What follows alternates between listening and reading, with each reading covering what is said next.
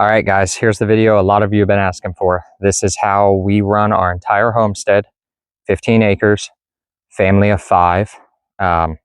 We've never had a water bill, and we have never hauled in water from an outside source in the 6.5 years of living here. This is how we do it.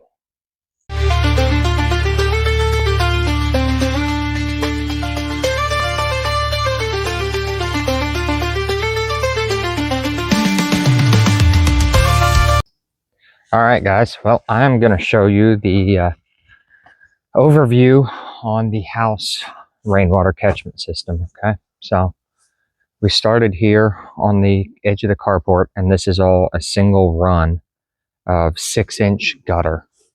All right, and even though this is like 90 feet long, I only had them do one downspout cutout for the entire thing. So we got it capped on the east end, and on the south end, or I'm sorry, on the west end of this this gutter, this is our downspout here. Okay, down here we've got some of this brush in the way, grass, but down here is our clean out right there, so we can just unscrew that cap. And we'll typically keep it covered up with rocks and stuff just to keep it pretty. And then it is buried in the ground here, and it comes over, and we've got, so there's a 90 back here, and then we come over and we got another 90 right there.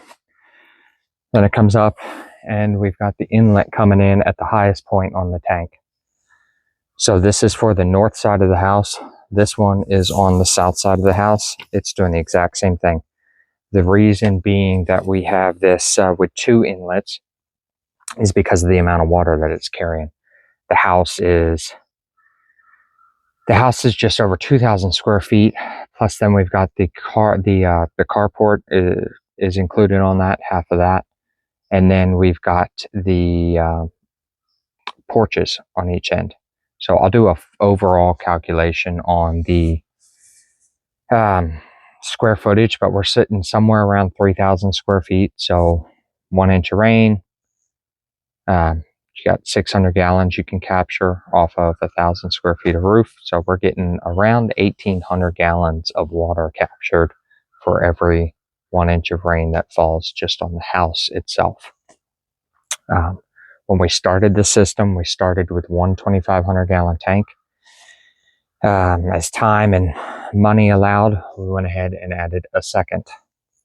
One thing I did do here is I teed these in underground. So right there. So this was the original, and it just went straight in the ground as quick as it can and goes into a 2-inch line. After we set the other one, the other tank, the other 2,500 gallon tank here, we went ahead and did the same thing and just dug back down and teed them together at the underground. So I'm going to walk you down here in a minute to the tank that has our pump and everything in it. But keep in mind when you're setting these up to put valves everywhere that you can. These both have 2-inch gate valves on them, or ball valves, sorry, not gate valves. And I will open these as needed. If they get full and our system down, our main tank down there is full, I will shut all these valves off, because it is inevitable that sometime you're going to leave the water on. And the last thing you want to do is run out of all of your water. It's much easier to kind of recoup and reset things if you only run out of one tank or something like that. So when these tanks get full, just shut your valves off, and you've got that in storage. And you need to be keeping an eye on this anyway. So once a week, I go down, I check the tanks, see what their level is. If I need to open a tank to allow more water in, then I do. We've got a float valve set up down there. I'm going to go ahead and walk down there and show you that as well. But we've got the 2-inch line going into the ground here. Okay, these tanks, according to the GPS, set about 8 feet higher than the tank that we have down the hill. Elevation's not much, so at 8 feet higher. I think we're running, I think that's going to come out to basically 4 psi of pressure. So our pressure is not very much, but we don't need that because all it's operating is a float valve down there. So we're going to walk down there and I'm going to show you. All this 2-inch was just put in with a little excavator. I really wasn't worried about the depth so much. It's probably 12 inches deep or so underground. You're really not storing water in it per se, so I've not had an issue with it freezing or anything like that. We only get like a week of maybe single-digit weather here out of the whole year, and those are the only times I've ever had problems with it freezing, and those are probably videos that we'll do at another time. So all of this is just gravity flow down here. You know, you can shoot this stuff with a transit. If you're not sure how to do that, you can rent those transits from tool rental places. They're not complicated. I would do that as opposed to buying one, unless you're doing dirt work all the time. But they're several $100s, even some of the cheaper units. But I've used before I had a transit, I used the GPS on my little Garmin handheld GPS, and it was able to tell me my altitude differences between here and there. So, all right, we're going to walk in here in the well house. And I'm going to show you. This is that 2-inch line coming out of the ground here. All right. And so that is the line that was coming from those 2 tanks up the hill. So it's coming out of the line or out of the ground. This is our 2-inch. It comes up and goes into the very top of this tank. So let me get up here and see if I can get this lid unscrewed with one hand.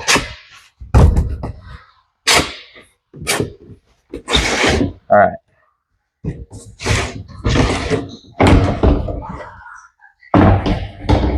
When that 2-inch comes in here, this is the 2-inch, okay? We've got a reducer going down to this 1-inch, and right here is a sediment filter. The sediment filter is just a screen filter. Nothing super complicated about that. We're just trying to keep out some of the larger debris from our tank, and you can see how clean the water is. We're just trying to keep out any leaves or debris, bugs, whatever might be floating through there. And we will, I'll stick a bucket in here and clean that screen filter out from time to time, but it's not very often that it's needed because you're going to let that water sit up there and basically settle before you're going to send it down here anyways. All of these tanks are going to have a little bit of a sludge layer to the bottom of them. It's totally normal. You're not going to be able to avoid it. So that's going to be a few inches there on the bottom. That is just it's going to catch debris. You can clean it out from time to time, but it's going to rebuild almost as quickly. And that is part of having your inlet set up off the bottom of your tank. All right. So we come down here, we go through our sediment filter, and right here is a brass float valve. Now, mind you, I've got the valves shut off up the hill right now, so we've got no water coming in, and that's why our water level in this tank is, probably 7/8 full right now. You can see the ring up there. But that float valve here, let's see if we can get you in. Okay, that float valve will shut that water off. So if I've got a valve open up the hill to bring water in, and we don't need it down here, then that float will shut it off, and that'll restrict our flow. Let's see if I can get this line back up with one hand. And that is that's pretty much a good overview of that system. I guess I don't know if this is going to show. I guess I can use a flashlight. We'll see if we can show you to the bottom of this tank. Okay. While we're here, let's see if we can get this where it'll. Okay. Down here in the bottom, you can see right there is our well pump. That's our submersible pump, okay? So this is a submersible pump coming out of this main tank. This is our wire going down to that submersible pump. These are just it's a well style pump. So it's just a cylinder that sits down there on the bottom. You do not need to elevate these pumps off the bottom because the motor for that is actually on the bottom portion of the pump. The suction side of the pump is actually the top portion. So it's already only going to allow you to get down to 1.5 or 2 foot of water in this tank. I don't know the exact measurement. I do know that when I run out of water and come down here, I have a couple feet in the bottom of this tank. It's just that it won't suck it any lower because of the submersible pump actually sucking from the top of the pump. So that's our 1-inch line coming out. We've got a reducer going from 1 1/4 on the pump to 1 inch, comes up here. We did do this union, so if we have to service the pump or replace the pump, we can just undo the union and pull the whole pump straight out of the tank. There's a union here as well. We are able to kind of pivot things around using that as well. So there's our 1 inch coming out. All right. 1 inch line coming down here. We've got this valve open. I've got other videos that kind of explain what we've got going on here with the valves. I'm not going to cover that in this one, but it is in the same playlist. Comes down here, right? It goes to our pressure tank. We've discussed that in the classroom on the whiteboard. We've got our pressure switch is here. You got your gauge. So we're sitting at about, 45 PSI. And then I have it where there is a faucet outlet there. I can use that if I need to service something down here. I can open up this faucet and relieve pressure while I'm testing things, so I don't have to call somebody up at the house to run water. Or I can just use that as a regular faucet if I need to fill a water dish or something. It's buried, goes underground, and then back up again. And this is our filter system. So we've got a pleated filter and then some 5-micron filters. Again, these are gone over in another video. Got our shut-off valves. We've got one on each side of the filters, so we could shut them off, relieve the pressure going to the filters, and swap them out. Goes back into the ground, and then we are, let's go back outside. And then it just trenches up and goes right back up to the house, and then it's split out in water lines going where it needs to go to the hydrants and whatnot out there. So that should help answer a lot of the questions. That should be a really good overview in combination with the classroom style whiteboard setting. Really, between that and the walkthrough video, you should have a good overview of what's going on and how to do this. If you have any questions, please leave a comment down below.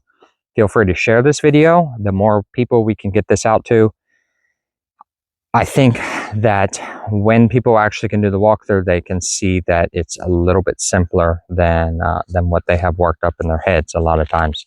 So the more we can get this out to, then we can be helping others and try to get more self-sustainable and less reliant on outside resources. So thank you very much. Please like and share the video. Comments are great, even if it's just to do something different. If you've got another question, something I need to cover. Until then, we'll catch you next time. Thanks, guys. Mountain Wizard out. See ya.